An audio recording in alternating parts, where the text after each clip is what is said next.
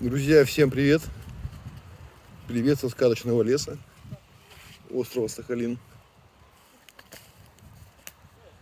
Кто догадается, где мы находимся? Если слышно, чайки кричат, да? Да, мы сегодня у них в гостях, мыс Птичий. И начинаю его с прогулки по лесу. Шикарнейший лес. Одно из самых древних растений нашего мира – это папоротник.